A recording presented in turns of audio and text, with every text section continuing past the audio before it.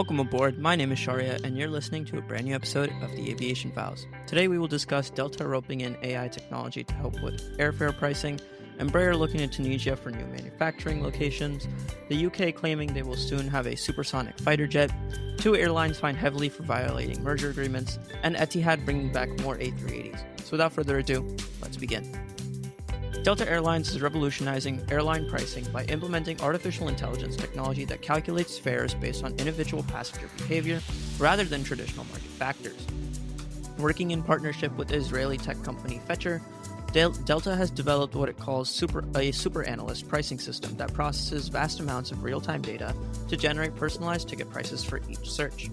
This sophisticated system goes far beyond the conventional airline pricing model that has relied on factors like booking timing, demand patterns, seat availability, and general market behavior. Instead, the AI algorithm analyzes individual purchase history, browsing patterns, and personal booking context to determine what each specific passenger is likely to pay. The technology represents a fundamental shift from uniform pricing strategies to highly personalized fare calculations. Currently, Delta is using this AI system to determine approximately 30% of its domestic fares, but the airline has ambitious expansion plans. According to Glenn Hauenstein, president of Delta Airlines, speaking during a July 10th investor call, the airline plans to scale this figure to 20% by the end of 2025, with a broader rollout planned over the next 18 to 24 months. The gradual implementation approach reflects Delta's cautious optimism about the technology while allowing for real-world testing and refinement. Delta's leadership views the AI pricing system as a way to improve revenue optimization while offering passengers more choice and pricing options across all cabin classes. The airline believes this technology can fine-tune pricing in ways that traditional models cannot achieve, potentially offering more targeted discounts when Delta needs to fill seats quickly or stimulate demand on specific routes. However, the implementation of AI-driven pricing has raised significant concerns among consumer advocates and government officials. Arizona Senator Ruben Gallego has criticized the practice as predatory, arguing that the airline is using artificial intelligence to find your pain point and charge the highest fare it believes each passenger will accept. This criticism reflects broader concerns about the fairness and transparency of algorithm-driven pricing in essential services. The airline industry has long featured variable pricing, but these differences were typically based on clear and widely understood factors such as booking timing, route popularity, and flight capacity. The new AI model introduces a level of opacity that can make pricing feel less predictable and potentially less fair to consumers. 2 passengers on the same flight might receive vastly different prices with no clear explanation, challenging traditional notions of pricing transparency. Consumer advocates worry that this algorithm-driven approach would blur the lines of fair pricing practices. Matt Britton, author of Generation AI, warned that for consumers, this means that the era of fair pricing is over. The price you see is the price the algorithm thinks you'll accept, not a universal rate. This shift represents a move from market-based pricing to individualized pricing, based on perceived willingness to pay. The lack of transparency in how these fares are calculated may leave passengers questioning whether they are receiving fair treatment. Unlike traditional pricing factors that could be understood and anticipated by consumers, AI-driven pricing operates as a black box, where the reasoning behind specific prices remains hidden. This opacity could undermine consumer trust, particularly if passengers discover they paid significantly more than others for identical services.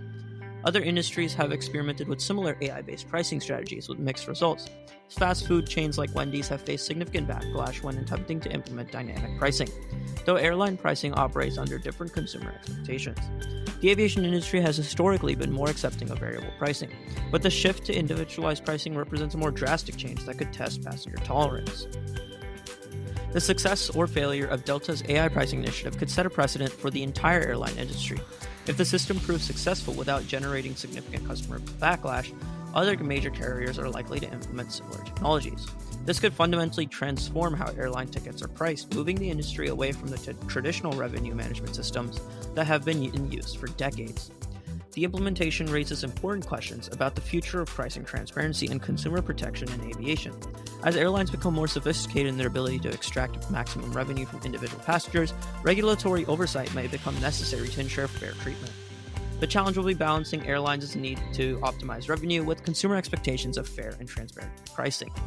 Delta's cautious approach to rolling out the technology suggests that the airline recognizes the potential risks involved. The company is closely monitoring customer reaction and system performance during the test phase, understanding that negative consumer sentiment could undermine any revenue gains the system might deliver. The ultimate success of AI pricing will likely depend not just on its ability to increase revenue, but on whether it can do so while maintaining customer trust and satisfaction. Now, let's talk about Embraer. Brazilian aerospace manufacturer Embraer is actively exploring the establishment of a production or assembly facility in Tunisia as part of its broader strategy to diversify its global supplier base and expand manufacturing capacity. The initiative represents Embraer's first potential industrial footprint in North Africa and signals a significant strategic shift toward developing manufacturing capabilities closer to key markets in Africa, the Mediterranean region, and Europe. High-level discussions between Embraer and Tunisian officials have been ongoing since May 2025, with a formal delegation visit occurring on July 10th. The Embraer team, led by Francisco Moraes, Vice President of Africa Commercial Aviation, was hosted by Tunisia's Foreign Investment Promotion Agency, or FIPA, which confirmed the positive developments in the ongoing dialogue. These discussions represent a careful evaluation process as both parties assess the feasibility of integrating Embraer's expertise into Tunisia's existing aerospace ecosystem. Tunisia's appeal as a potential manufacturing hub stems from several key advantages that align with Embraer's strategic objectives. The country's geographic position provides convenient access to European, Mediterranean, and African markets, while its established aerospace infrastructure offers fiscal incentives and specialized facilities that have already attracted other international contractors. Tunisia reportedly hosts over 80 aerospace companies employing more than 17,000 workers in the aviation sector, demonstrating a mature industrial base capable of supporting complex manufacturing operations. Embraer already maintains a substantial presence across the African continent, with nearly 200 aircraft operating in the region. The manufacturer's portfolio ranges from smaller, older models like the EMB-120 Brasilia to the latest generation E195-E2 aircraft. This diverse fleet serves various operators across Africa, where Embraer's regional jets are particularly well suited for short to medium-haul routes that connect cities across the continent's vast distances. The attractiveness of Embraer aircraft in African markets stems from their operational characteristics, which the manufacturer describes as right-sized aircraft, for developing connectivity in fragmented markets. The E2 family offers lower trip costs and increased range compared to larger aircraft, making them economically viable for routes where passenger demand remains actively modest, but connectivity is essential for economic development. Interestingly, Tunisia itself does not currently operate any Embraer aircraft, making a potential manufacturing facility a strategic investment in future market development rather than a response to existing global demand. This approach suggests Embraer views Tunisia primarily as a manufacturing and export hub rather than a direct market for its products, positioning the country to serve broader regional markets. North Africa represents a significant growth opportunity for Embraer. Though the region has traditionally been dominated by larger aircraft from Airbus and Boeing, current Embraer operators in the region include Morocco's Royal Air Maroc and Egypt's Air Cairo, both operating E190 aircraft. However, this limited presence may be changing, with Embraer reportedly pursuing a significant order from Royal Air Maroc, which issued a request for proposal for new aircraft in April 2024. Royal Air Maroc's expansion plans are particularly significant for Embraer's regional ambitions. The Moroccan flag carrier is planning to quadruple its fleet in the coming years as part of an ambitious growth strategy that includes developing 46 new domestic routes and expanding its Casablanca hub to become one of Africa's largest in terms of passenger traffic. This expansion is partly motivated by Morocco's preparations for hosting the 2030 FIFA World Cup, which is expected to drive significant increases in air travel demand. The potential deal with Royal Air Maroc involves E2 family aircraft, which would provide a substantial boost to Embraer's new generation aircraft program. The carrier's plans to expand both domestic and international connectivity align perfectly with the operational characteristics of Embraer's regional jets, which excel in developing route networks in emerging markets where larger aircraft might not be economically viable. The proposed Tunisian facility would complement Embraer's existing global manufacturing network, which includes primary production facilities at São José dos Campos in São Paulo, Brazil, as well as operations in the United States and Portugal. Adding a North African facility would provide strategic advantages in terms of market access, logistics, and cost structure, while maintaining Embraer's commitment to technological excellence and quality control. The Embraer delegation's examination of Tunisia's industrial capacities focused particularly on subcontracting capabilities, engineering resources, and skilled labor availability. These factors are crucial for successful aircraft manufacturing, which requires precision engineering, strict quality control, and high-skilled technicians. Tunisia's existing aerospace industry provides a foundation of technical expertise that could be leveraged for Embraer's manufacturing requirements. The project would mark a strategic turning point for Tunisia's aerospace industry, potentially solidifying the country's role in the global aviation value chain while generating significant economic and technological benefits. For Tunisia, hosting an Embraer facility would provide opportunities to upgrade its industrial base, attract additional aerospace investments, and diverse its international partnerships beyond traditional European connections. Beyond the immediate manufacturing benefits, an Embraer facility in Tunisia could facilitate significant technology transfer and skill development. The company's emphasis on advanced manufacturing techniques, including digital engineering and automation, would help elevate Tunisia's aerospace sector capabilities and create high-value employment opportunities for local engineers and technicians. The investment would also position Tunisia as a more attractive destination for other aerospace manufacturers and suppliers, potentially creating a cluster effect that could transform the country into a regional aerospace hub. This development would align with global trends towards distributed manufacturing, where aerospace companies establish production facilities closer to key markets to reduce costs and improve responsiveness to customer needs. The project remains in its early stages, with both parties conducting detailed feasibility studies and working through the complex regulatory and technical requirements involved in establishing aircraft manufacturing operations. However, the high level of engagement from both Embraer and Tunisian officials suggests strong commitment to making the partnership successful, potentially creating a new chapter in African aerospace manufacturing. Now, let's talk about the United Kingdom and that it has revealed the design for its most ambitious military aviation project in 4 decades, the Tempest, a 6th-generation supersonic fighter aircraft that promises to redefine air combat capabilities. I know on this channel we usually don't discuss military aviation and focus more on commercial aviation, but I saw this article about UK unveiling this fighter, and I had to talk about it. So, let's dive in. The Global Combat Air Program, or GCAP, as it is officially known, represents a collaborative effort between the UK, Italy, and Japan, marking the first supersonic air superiority fighter developed in Britain since the 1980s. The project has reached a significant milestone with the announcement that 60% of Tempest components have entered initial manufacturing, accompanied by the public reveal of the combat air flying demonstrator design. The development timeline is remarkably aggressive, with the Ministry of Defense anticipating the first flight of the demonstrator aircraft within 3 years. This ambitious schedule reflects the urgency felt by partner nations to develop next-generation air capabilities in response to evolving global threats and the rapid advancement of potential adversaries' military technologies. The project represents not just a new aircraft, but a fundamental reimagining of how future air combat systems will operate. The Combat Air Flying Demonstrator serves as a crucial testing platform for the wide range of the revolutionary technologies that will be integrated into the final Tempest aircraft. These include advanced stealth capabilities, artificial intelligence systems, and unprecedented levels of connectivity and adaptability. The demonstrator program allows engineers and test pilots to evaluate these cutting-edge systems in realistic flight conditions, gathering vital performance data years before the operational aircraft takes to the skies. The Tempest program is pioneering the use of advanced manufacturing technologies that represent a significant departure from traditional aerospace production methods. BAE Systems facilities in Lancashire are utilizing robotic manufacturing systems, digital twins, 3D printing, and model-based systems engineering to produce the aircraft's main fuselage, wings, and tail sections. These innovative approaches are designed to reduce both development time and production costs while maintaining the exact quality standards required for military aircraft. The integration of digital manufacturing technologies extends beyond simple automation to encompass entirely new approaches to aircraft design and production. Virtual simulation capabilities allow engineers to test and refine aircraft systems without the need for physical prototypes, dramatically accelerating the development process. Meanwhile, collaborative robotics or cobotics work alongside human technicians to achieve precision levels that could be impossible with traditional manufacturing methods.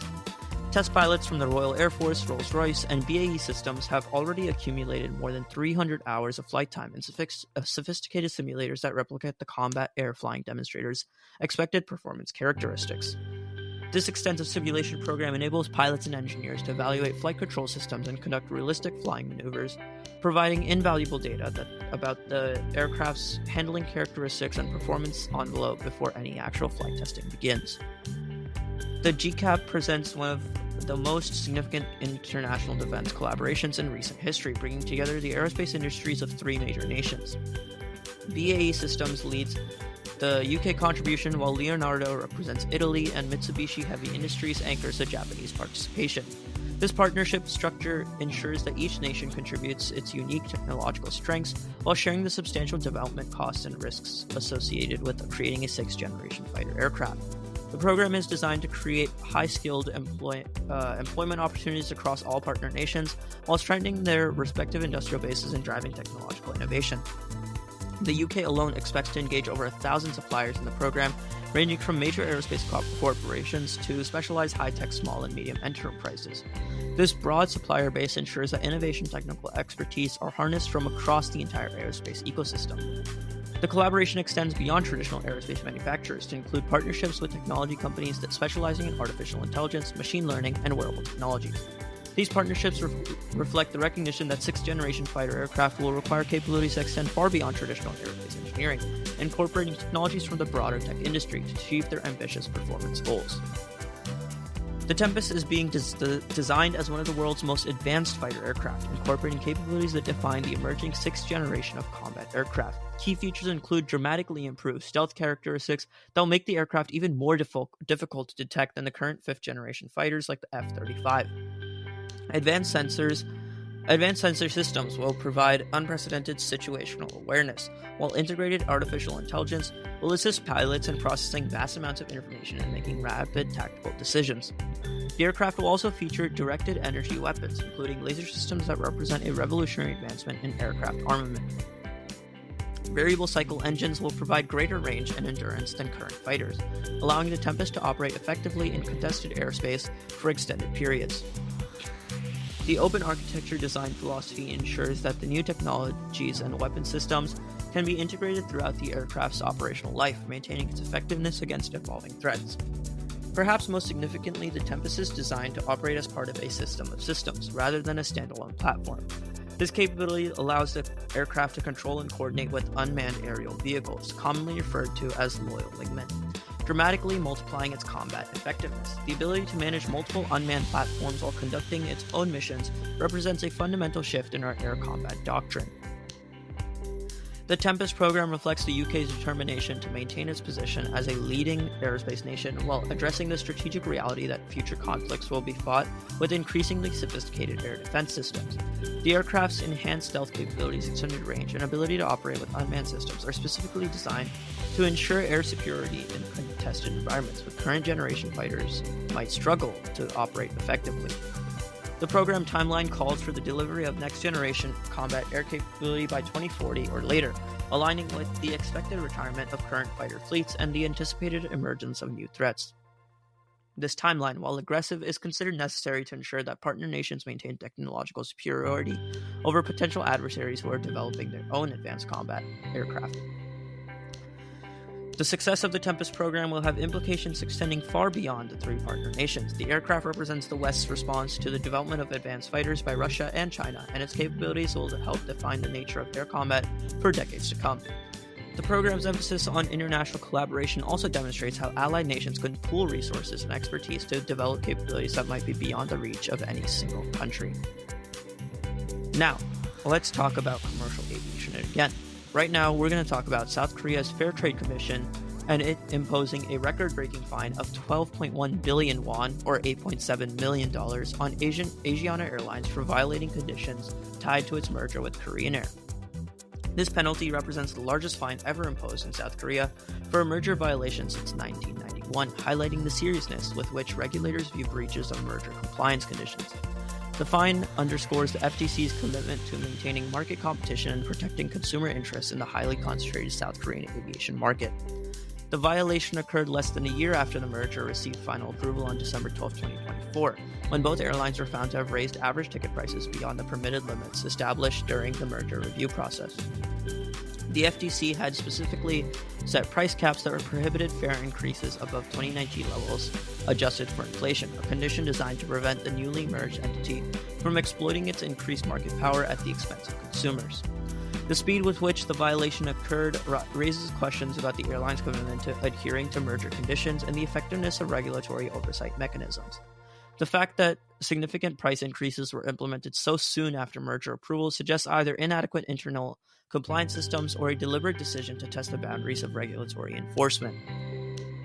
The FTC's investigation revealed systematic price violations across multiple routes during the first quarter of 2025, with business class fares seeing the most dramatic increases.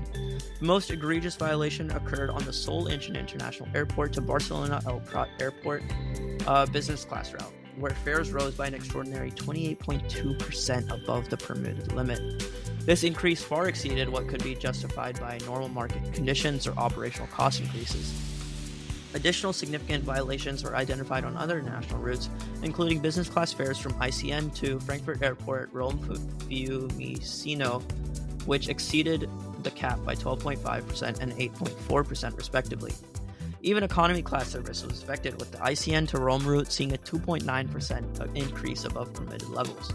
The violations also extended to domestic service, with economy fares on the Gwangju to Jeju route increasing by 1.3% beyond the threshold. These price increases occurred across Asiana's network, suggesting a systematic approach to fare optimization that disregarded merger compliance requirements.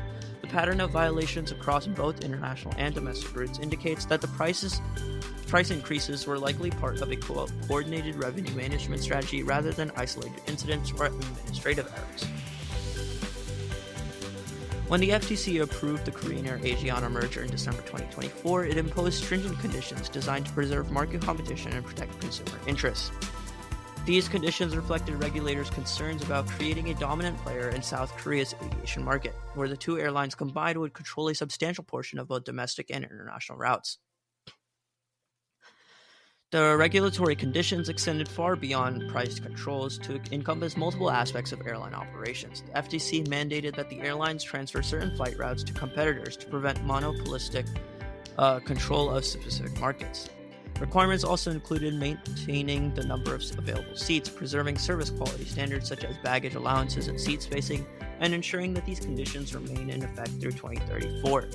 The comprehensive nature of these conditions reflects the complexity of regulating airline mergers in concentrated markets. The merger integration process has faced additional complications beyond the pricing violations, particularly regarding the integration of the airline's frequent flyer programs. In June 2025, Korean Air submitted a proposal to merge its SkyPass program with Asiana's Asiana Club, but the FTC rejected the initial plan due to insufficient detail and concerns about consumer protection. Media reports suggest that proposed integration would have resulted in significant devaluation of Asiana Airlines loyalty miles, with the conversion ratio effectively reducing the value of existing miles by 30%. Such a devaluation would have represented a substantial loss for Asiana's loyal customers, many of whom had accumulated miles over years of travel with the airline. Despite the regulatory challenges and penalties, Korean Air has maintained its commitment to completing the integration with Asiana Airlines within 2 years of acquiring majority control. The airline has emphasized that the integration will be conducted without job cuts, a relatively unusual approach in airline mergers that typically involve significant workforce reductions to achieve cost synergies. Korean Air's approach reflects both the competitive dynamics of South Korean aviation market and the political sensitivities surrounding job losses in a major industry. The company has indicated that it expects natural staff growth as the combined entity expands its business, suggesting confidence in market opportunities created by the merger despite regulatory constraints. Now, Etihad Airways has confirmed an ambitious expansion of its Airbus A380 Super Jumbo fleet, announcing plans to reactivate a total of 9 aircraft by early 2027. This decision represents a significant vote of confidence in the A380's continued viability and marks a dramatic reversal from the airline's pandemic-era strategy when it grounded its entire Super Jumbo fleet with uncertainty about their future return to service. The airline has now confirmed that 9 A380s will be reactivated while the last A380 will be parted out, demonstrating a clear strategic commitment to the world's largest passenger aircraft. The reactivation program follows a measured approach that began in mid-2023 when Etihad brought back 4 A380s to service. The airline has now confirmed that 9 A380s will be reactivated, with the remaining aircraft returning to service in phases through 2027. Expect one more A380 in mid-2026 and one more in early 2027, creating a steady expansion of the airline's premium capacity over the next several years. Etihad's A380 operations currently focus on premium routes when the aircraft's size and luxury amenities provide competitive advantages. The airline currently operates its super jumbos to London Heathrow and New York JFK, two of the world's most prestigious aviation markets where premium passengers are willing to pay for enhanced travel experiences. These routes also offer sufficient passenger demand to justify the A380's large capacity. The expansion of A380 service includes the introduction of the aircraft to Paris, which began on November 1st, 2024, adding another major European destination to the Super Jumbo network. Etihad Airways will also start flying an A380 to Singapore from February 1st, 2025, extending the aircraft's reach into the crucial Asian markets where premium travel demand has shown strong recovery following the pandemic. The route selection demonstrates Etihad's strategic focus on destinations that can support the A380's premium positioning and large capacity. These markets typically feature strong business travel demand, significant connecting traffic through Abu Dhabi, and passengers who value the enhanced comfort amenities that the A380 provides compared to smaller aircraft types. The decision to expand A380 operations reflects broader trends in the aviation industry's recovery from the pandemic, particularly the strong rebound in premium travel demand. High net worth individuals and business travelers have returned to international travel with renewed enthusiasm, often seeking enhanced comfort and safety that wide-body aircraft like the A380 can provide through spacious cabin configurations and advanced air filtration systems. Etihad's A380 expansion occurs within a broader industry context where airlines are reassessing the role of very large aircraft in their fleet. While some carriers have permanently retired their A380s or even their other big jets, or continue to keep them grounded, awaiting later activation, others are finding renewed value in the aircraft or other large aircraft's unique capabilities. Emirates remains the largest A380 operator and has committed to flying the type until 2040s, while Lufthansa is also reactivating additional A380s to meet recovering demand alongside their existing 747 fleet. The Super Jumbo's future had been uncertain during the pandemic when reduced travel demand and route suspensions made large aircraft economically challenging to operate, and it seemed like that was going to be the nail in the coffin for the already unpopular quad jets. However, we have been seeing a comeback for quad jets, and as many of you may know, quad jets are my favorite type of aircraft, so I'm really glad to see this comeback from the A380, and I wish the 747 could experience that too, but that seems unlikely. The success of Etihad's A380 expansion will likely influence other airlines' decisions about their own super jumbo fleets and could contribute to extending the aircraft's operational life beyond current expectations. As one of the few airlines actively expanding A380 operations, Etihad's experience will provide valuable data about the aircraft's continued viability in the post-pandemic aviation environment. That's all for today. Thank you so much for tuning in. I hope you enjoyed today's episode. As always, please support the podcast however you can, and it would really help me out. See you next time.